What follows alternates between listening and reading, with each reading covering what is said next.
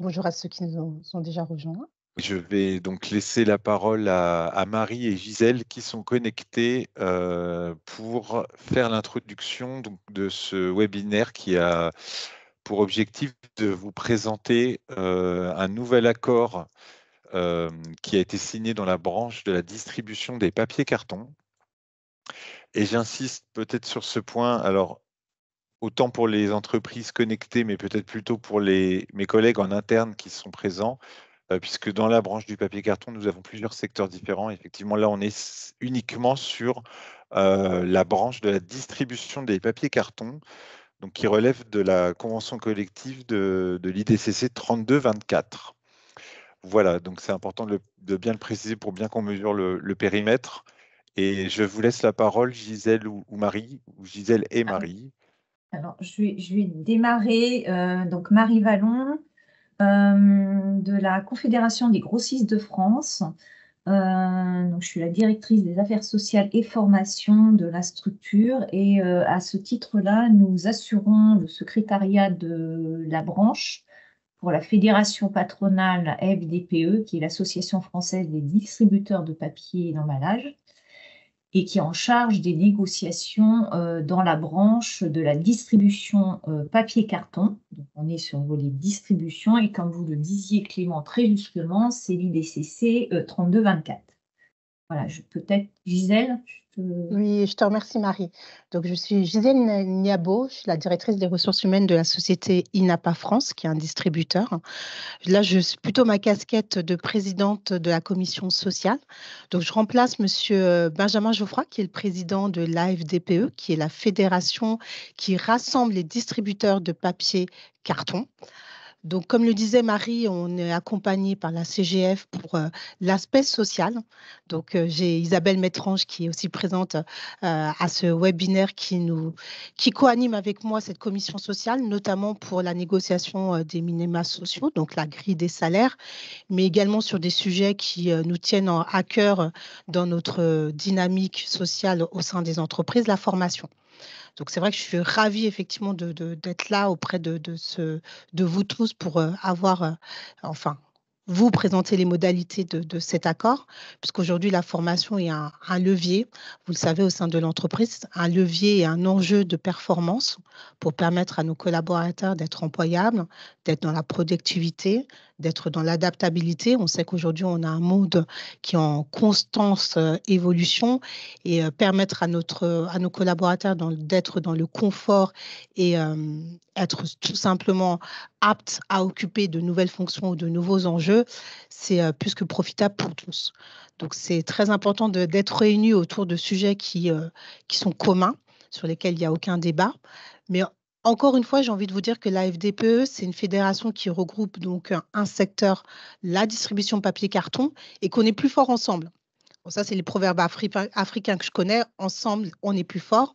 Donc, l'idée aussi et le message, c'est de vous dire qu'on aimerait bien vous connaître tous autour de ce webinaire. Et si vous pouviez, au travers de la messagerie, me transmettre vos coordonnées, afin de transmettre également à mon président Benjamin Geoffroy, qui est le directeur de l'entreprise Les Papeteries Dauphinois, les coordonnées et permettre des échanges tout simplement pour que notre secteur reste fort, qui reste innovant, créatif et avec effectivement votre vécu, vos propositions et les challenges qu'on pourrait porter tous ensemble. Donc voilà un petit peu mon message. Profitez de ce moment en tout cas pour poser le maximum de questions et puis essayer de me transmettre vos coordonnées en fait pour que je sois en cascade auprès de la FDPE. Donc je vous remercie et bonne session. Donc, je reprends Clément la main. Donc, au regard des difficultés qui ont été remontées par les entreprises, les difficultés économiques des entreprises de la branche, donc la commission sociale a souhaité négocier un accord relatif aux mesures d'urgence en faveur de l'emploi et de la formation. Dont le contenu, comme disait Clément, et les modalités d'utilisation vous seront présentées par Clément. Au préalable, on a souhaité vous faire un rappel avec quelques chiffres clés de la branche. Donc, la branche, c'est certes une petite branche, mais très dynamique en matière de dialogue social.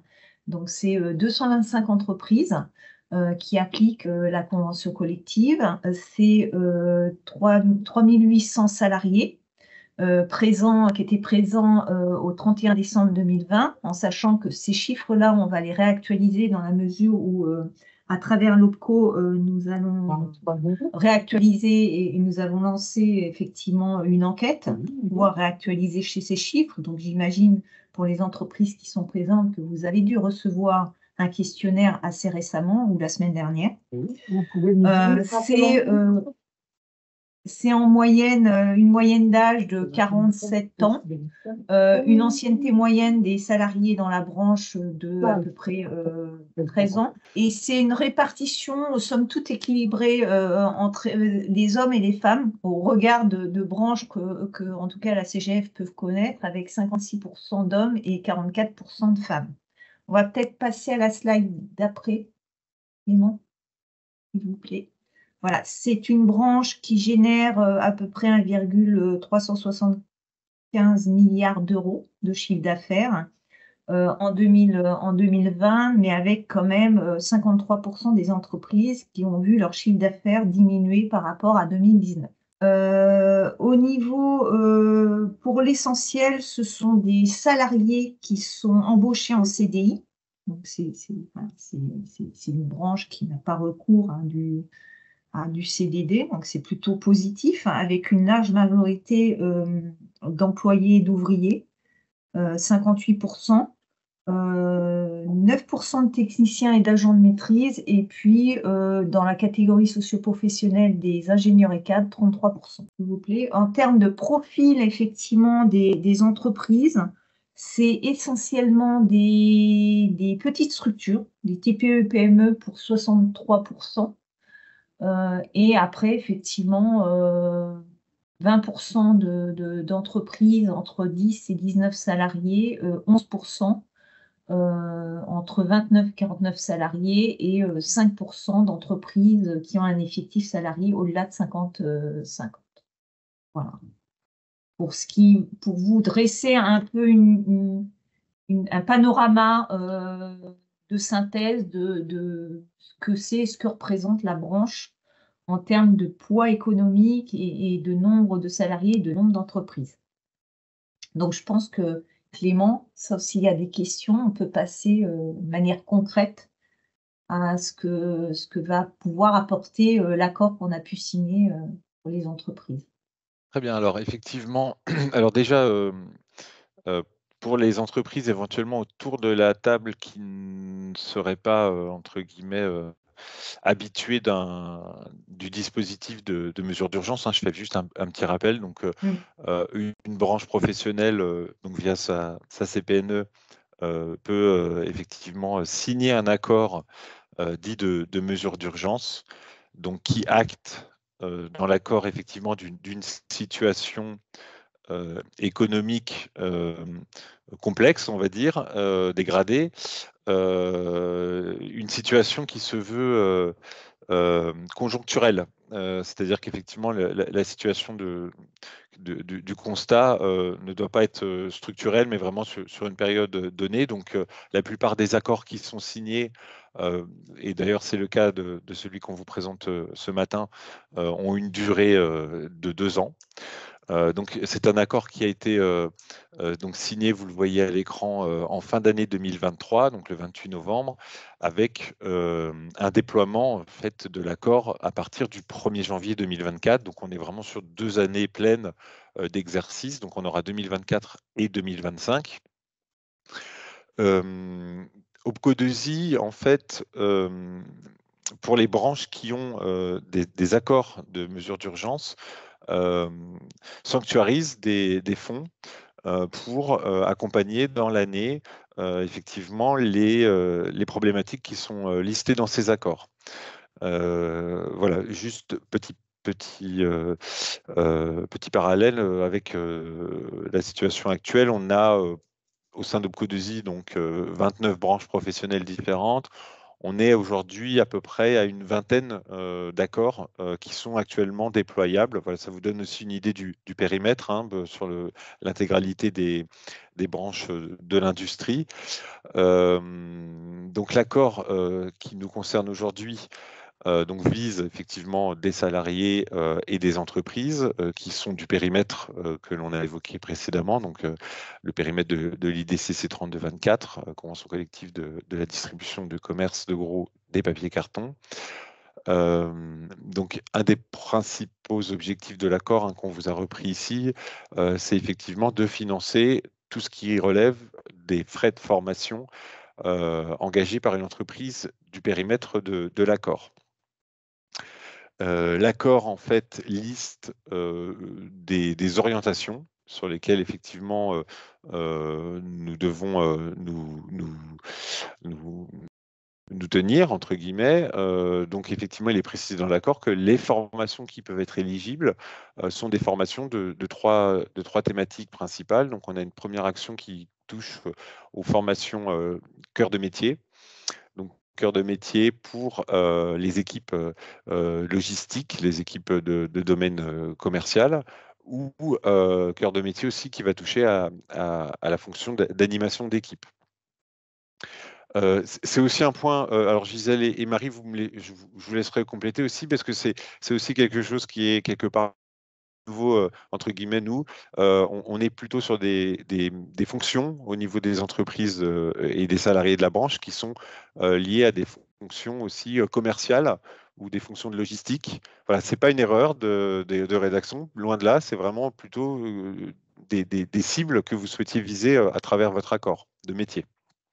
Effectivement, Clément l'a bien précisé, l'avantage effectivement de cibler notre secteur d'activité, c'est prendre en compte les métiers, nos métiers. Donc, principalement, on sait bien qu'en distribution, il y a l'aspect logistique, commercial, mais c'était également important d'avoir aussi cette notion de dynamisation, de management également. Mais vous verrez, on a encore listé 2 autres axes que Clément va vous présenter. Mais n'hésitez pas à participer si ça vous interpelle ou si on aurait pu, au regard de nos secteurs, viser d'autres axes, d'autres métiers, d'autres profils. Et donc les 2 autres axes, effectivement, vont toucher aux actions de formation qui sont liées donc à la QHSE et à la RSE, donc la qualité, sécurité, environnement, et la RSE, la responsabilité sociétale des entreprises.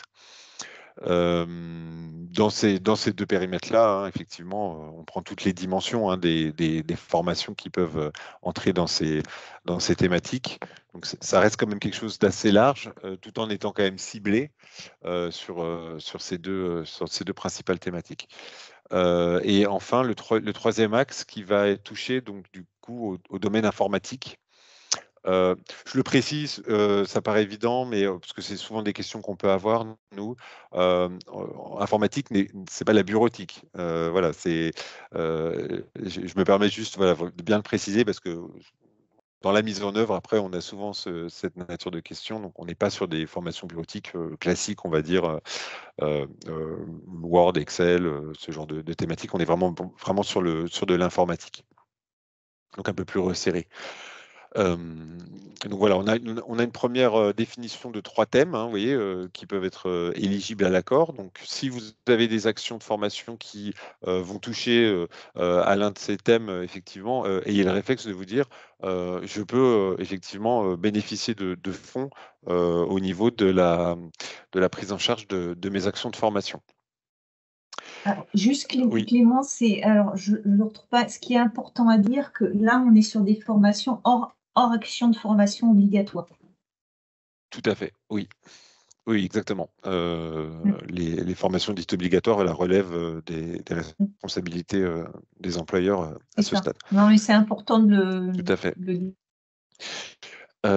Alors, un accord aujourd'hui, donc je vous ai dit, on a eu des discussions donc, au sein d'Opco2i.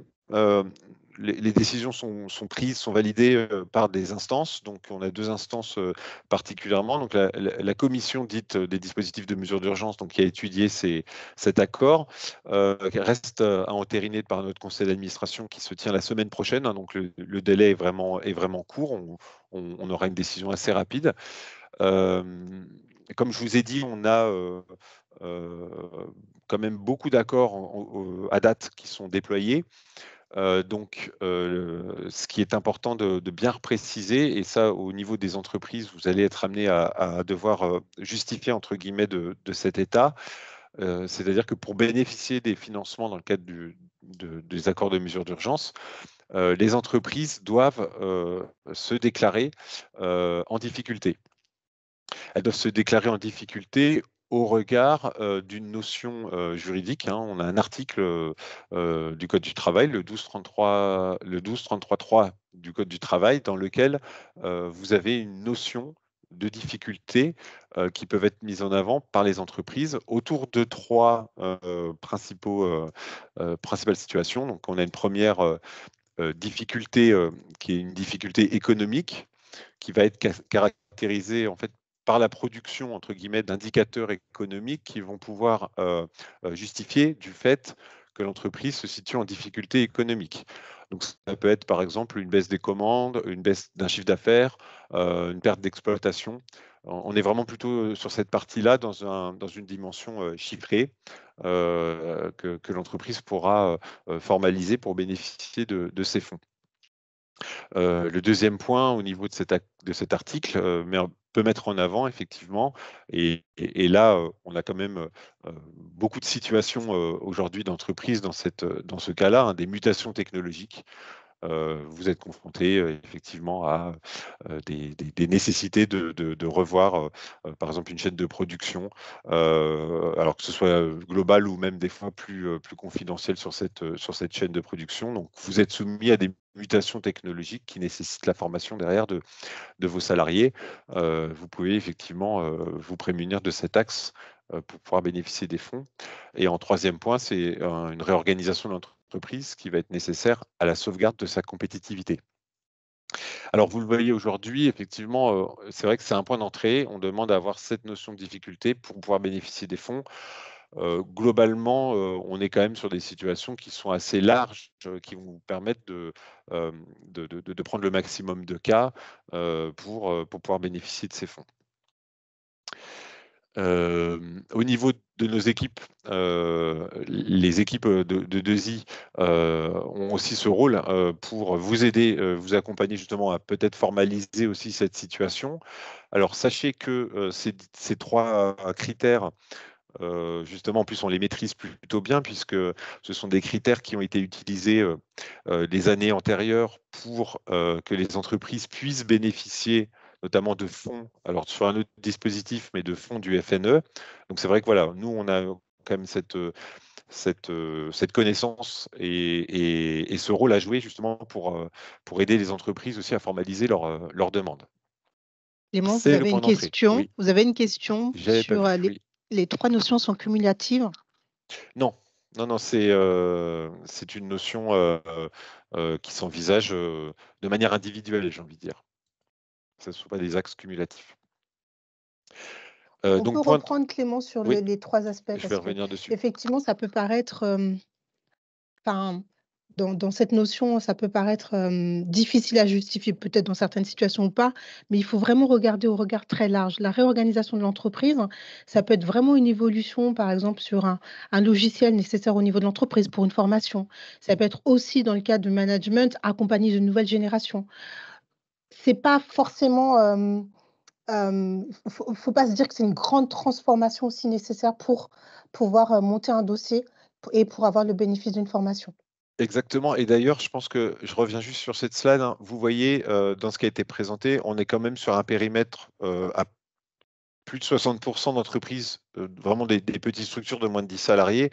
Donc bien évidemment, on sait que nous, sur ces publics-là d'entreprises, il faut pousser un peu plus l'accompagnement, on va dire, et effectivement, on peut avoir des points qui sont plus confidentiels sur la réorganisation. pour aller dans le sens de ce que disait Gisèle. Donc, effectivement, on n'est pas forcément sur une révolution au niveau de l'entreprise, hein, mais vraiment sur une réorganisation qui peut se faire sur des services ou ce genre de confidentialité. Donc voilà, nos équipes, vous en tant qu'entreprise, sont justement en charge aussi de vous accompagner sur comment formaliser cette demande. Donc, je le répète, un premier point, vous avez un projet de formation. Il faut effectivement, au regard des grands axes de l'accord, voir si ce projet peut y rentrer. Après, vous déclarez grâce à on a un formulaire en fait qui existe, hein, qui permet de déclarer effectivement cette situation. Donc là, les conseillers sont là pour vous formaliser ce formulaire, vous aider à le remplir. Si vous rentrez dans ce cadre, vous pouvez bénéficier d'une prise en charge. Et donc la prise en charge aujourd'hui des critères de formation au niveau des accords de mesures d'urgence sont les mêmes pour tous les accords mesures d'urgence au CODESI, donc il s'applique à celui de la distribution des papiers cartons. On ne financera que les coûts pédagogiques et on finance un pourcentage en fonction de la taille de l'entreprise. Donc, les entreprises qui sont situées à plus de 50 salariés, on a une prise en charge à 70% du coût pédagogique. Les entreprises à moins de 50 salariés, on a une prise en charge totale du coût pédagogique. Il n'y a pas de taux horaire, il n'y a pas de plafond après par entreprise. On est vraiment sur le projet, sur le besoin de l'entreprise. On fait aussi le pari de se dire, voilà, on accompagne les projets et on n'a pas forcément besoin de mettre derrière d'autres critères supérieurs en termes de contraintes au niveau des prises en charge.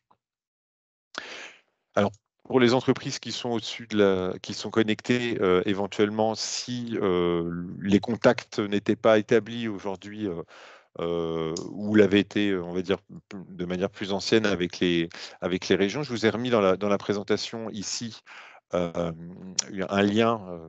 Éventuellement, la présentation, vous pourrez en bénéficier, mais c'est tout simplement un lien vers notre site Opcodesie, rubrique Nous connaître, dans lequel vous avez, pour chacune de vos régions, les contacts que vous pouvez solliciter.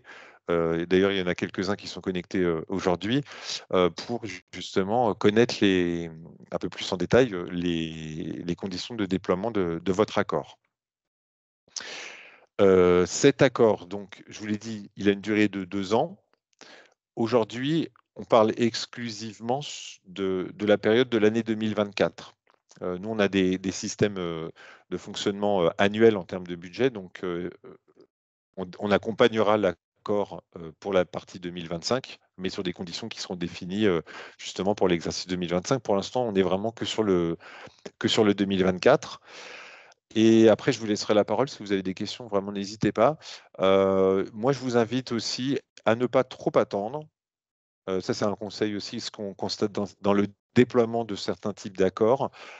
Puisque effectivement, on a quand même un budget à respecter et il se peut, alors on le réévaluera en cours d'année, hein, bien sûr, mais n'attendez pas trop si vous avez des projets de formation en vous disant je les ferai en fin d'année, je ferai la demande en fin d'année.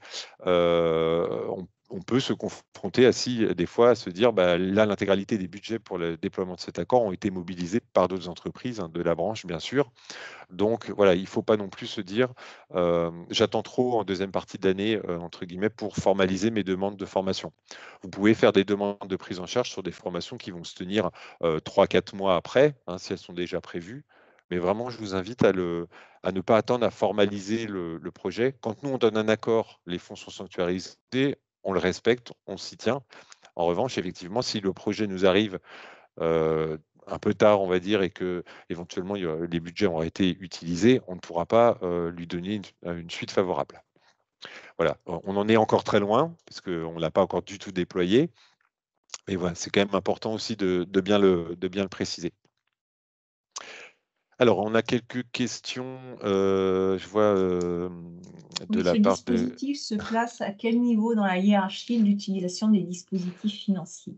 Alors ça, c'est vraiment une question très, très interne, mais qui est pertinente, puisque effectivement, comme je vous l'ai dit, on a d'autres types de financement par ailleurs, notamment le FNE aujourd'hui qui se déploie toujours. J'ai envie de dire, le rôle en fait des conseillers aussi, c'est d'aller faire ce qu'on appelle de l'ingénierie de financement, c'est-à-dire que pour un projet qui va lui être transmis ou sur lequel on a un contact avec l'entreprise, c'est d'essayer d'étudier, à mon sens, la meilleure prise en charge possible du projet de formation. Dans certains cas, ça va pouvoir être sur du FNE. Dans certains cas, effectivement, c'est du dispositif de mesure d'urgence. Après, nous, les consignes qu'on donne en interne aux équipes, c'est d'aller plutôt mobiliser en priorité le FNE, tout de même, parce que budgétairement, on n'est pas sur les mêmes lignes et on a beaucoup plus de moyens sur du FNE budgétaire que sur un accord de mesure d'urgence. Donc, si on a des dossiers qui peuvent passer sur du FNE, prenons-les en priorité sur du FNE, mais en revanche, tous les axes de formation ne peuvent pas être pris sur le FNE, donc là, on pourrait mobiliser les accords de mesure d'urgence. L'accord est-il étendu? Alors ça, je vais me tourner vers Marie et Gisèle. La demande d'extension a été faite, mais il me semble pas qu'il soit étendu. J'y mets un conditionnel. Je regarde.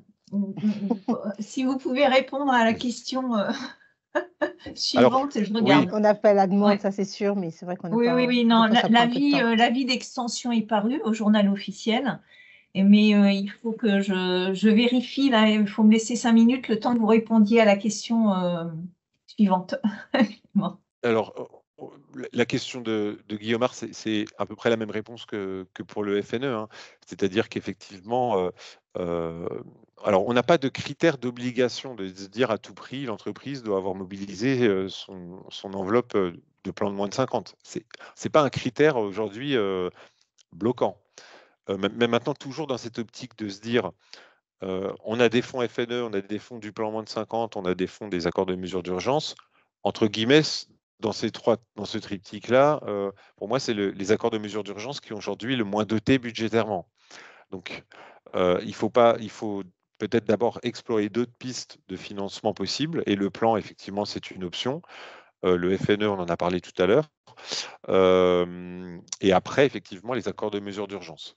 Voilà, il faut essayer d'optimiser dans cet ordre, j'ai envie de dire, mais aujourd'hui, il n'y a pas de critères bloquants qui oblige, entre guillemets, une entreprise à avoir mobilisé son plan avant d'aller chercher des accords de mesure d'urgence. Par rapport à l'extension de l'accord, du coup, je réponds, je donne un premier élément. Pour moi, en fait, aujourd'hui, et je parle sous votre contrôle, hein, Marie et Gisèle, on ne nous demande pas, en tant qu'opérateur de déployer votre accord et de poser la question, entre guillemets, adhérent ou pas à la fédération. Voilà, on le déploie pour tout le périmètre, toutes les entreprises du périmètre de l'accord, en fait, étendu, non étendu. C'est important aussi, c'est vrai que… En sachant que l'extension va être assez rapide dans la mesure où l'avis est paru fin janvier. Et donc, du coup, le temps, effectivement, de l'extension et puis des réunions des sous-commissions qui sont en charge de ces extensions-là, l'arrêté imminent. Mais effectivement, il n'y a pas de distinction pour pouvoir en bénéficier. Tout à fait. Alors, est-ce qu'il y aurait d'autres questions? N'hésitez pas même à prendre la parole, hein, c'est possible. J'avoue que j'insiste un petit peu parce qu'on a toujours aussi ce besoin de retour. Parce que lorsqu'on est dans une commission sociale et qu'on représente certaines entreprises, on aimerait bien voir un peu le regard des autres personnes qui font partie de notre secteur par rapport à ce qu'on a identifié, notamment en termes d'axes, de formation. Est-ce qu'il y en a quelques personnes peuvent s'exprimer pour savoir si on a été dans le juste ou si on aurait dû adapter différemment? Bonjour. Bonjour, Vous Marine. m'entendez? Bonjour. Alors, moi, je suis chef de projet formation chez Raja. Et je me posais la question par rapport au dispositif FNE et celui-ci. En fait, les axes, c'est à peu près les mêmes, on est d'accord? Oui, tout à fait. Ok. Ils sont un peu plus larges, en fait, on va dire, dans l'accord Un peu mesure plus large d'urgence. parce que excusez-moi Clément, aujourd'hui le dernier FNE est axé plutôt RSE. Oui, mais quand même domaine informatique Il y a les également. deux, oui. Mais donc, je pense qu'effectivement, l'apport par rapport au FNE, pour moi, se situe au niveau des formations cœur de métier, où là, on peut mobiliser effectivement des fonds pour l'animation d'équipe, logistique et commerciale, donc beaucoup plus ciblé et beaucoup plus large. Parce que le FNE actuel Et j'ai Ambre aussi qui est dans la session qui pourra peut-être m'épauler sur le sujet. C'est quand même plus axé aujourd'hui RSE. Et il y a toujours ce développement qu'il faut faire et cette explication pour mobiliser des fonds. Et est-ce que, en termes d'argumentaire, et cetera, enfin, c'est la même chose que pour le FNE, C'est la même mécanique, mais OK. beaucoup moins, finalement, moins Le focus dispositif RSE. est quand même moins lourd? Pour Oui. moi, je pense que oui. OK. Alors, Après, c'est vrai l'idée, que c'est de ne pas se substituer à votre conseiller. J'ai Joy aussi qui est là, donc je la remercie parce qu'elle nous accompagne très bien sur le sujet.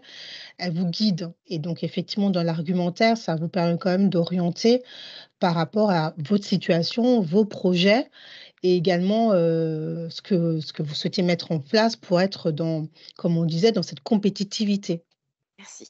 et je vois, il y a Bruno qui réagit, c'est vrai, je pense qu'en fait, il y avait le FNE 2022 où on avait effectivement cette obligation d'avoir la difficulté économique, telle qu'on l'a rappelé justement dans la présentation.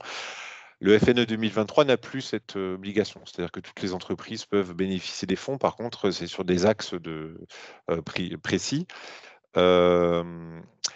Il y a aussi un point qu'il faut qu'on se dise, c'est que là, l'accord que vous avez, qu'on vous présente ce matin, il est sur l'intégralité de l'année 2024.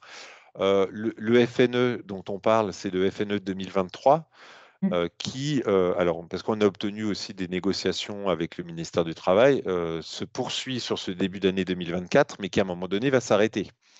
Donc, vous voyez, c'est pour ça qu'il faut vraiment aussi voir la temporalité du moment où vous allez, en tant qu'entreprise, formuler votre besoin, parce qu'il se peut, si ça arrive au mois de mai, je dis n'importe quoi, mais que le FNE 2023, dans sa dimension qu'on la connaît, enfin telle qu'on connaît, ne soit plus déployable. Et donc là, effectivement, ça sera des mesures d'urgence, par exemple, ou peut-être du FNE 2024. Je ne m'aventure pas trop sur ce sujet parce qu'on est en train de le négocier, on ne connaît pas les critères. Est-ce qu'il y en aura, à hauteur de combien? Voilà. Mais peut-être qu'il y aura du FNE 2024. En revanche, l'accord de mesure d'urgence qu'on vous présente aujourd'hui, il est concret, réel, il est applicable 2024, effectivement, sans cette contrainte éventuellement de temporalité qu'on a sur le FNE. Alors, juste Clément, effectivement, moi, je ne m'engagerai pas sur le FNE, hein, c'est Marie Vallon. Hein, parce que le FNE, effectivement, se termine de mémoire parce qu'il y a eu un report, parce qu'il y a eu un budget tardif sur 2023, avec une mise en œuvre opérationnelle du FNE de manière concrète à partir de juillet, donc ça veut dire en septembre hein, pour les entreprises, parce qu'il ne se passe pas grand-chose en juillet-août. Donc un report jusqu'à fin mars de mémoire, et puis sans avoir aucune connaissance de s'il y aura un budget FNE 2024 et les conditions, c'est ce que vous disiez, et à quel moment ce sera ouvert.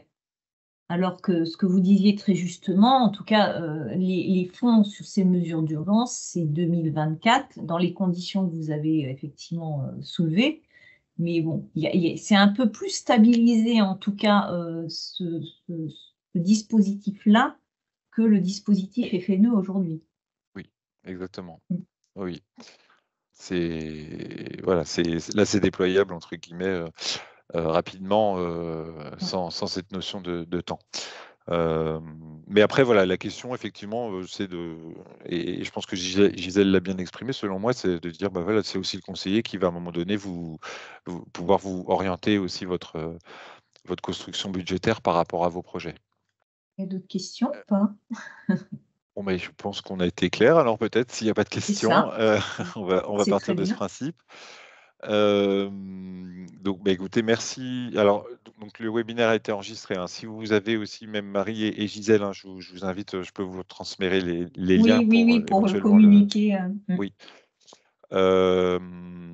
Donc nous, de notre côté, je vais m'adresser à nos collègues qui sont connectés. Voilà, on a effectivement cette relation qui va aussi se créer avec les entreprises de la branche. Elles étaient déjà existantes, hein, mais je pense qu'ils se renforcent avec la personnalisation liée à cet accord. Donc on va maintenant pouvoir le déployer. Et puis vous faire, vous, en tant que branche, des retours assez réguliers sur voilà, les niveaux de mobilisation. Est-ce qu'il y a des régions qui font plus que d'autres? Quelles sont les thématiques aussi qui sont les plus sollicitées par les entreprises? éventuellement des questions qu'on aura aussi sur des axes qu'on n'avait pas prévus. Il y a toujours des questions comme ça. Donc, on vous fera ce retour régulier sur la mobilisation de cet accord. J'ai juste une dernière question. Pour trouver les dossiers à remplir, etc., on peut les trouver sur le site de l'OPCO? Alors, la fiche qui permet de vous déclarer, entre guillemets, en situation, ça, il va falloir vous adresser au conseiller. D'accord. En revanche, la demande après de formalisation du projet, c'est via votre outil MyOpco, Le si portail, vous avez ok. l'habitude. Voilà, le portail, exactement. Merci. Eh ben, écoutez, je vous souhaite une bonne fin de journée. N'hésitez pas, voilà, à nous contacter votre conseiller au besoin s'il y a des choses que vous souhaiteriez voir plus précisées. Et Gisèle et Marie, je vous remercie beaucoup pour ce temps. Moi, j'aime bien, c'est Merci efficace, comme également. ça on fait une demi-heure, c'est très bien, on va à l'essentiel. Mais merci beaucoup de ce temps que vous nous avez accordé. Et Merci à vous. voilà. Et je vous souhaite à tous une très bonne fin de journée. Merci à bonne tous. journée. Au revoir. Merci, belle fin de journée. Merci, au revoir. Au revoir.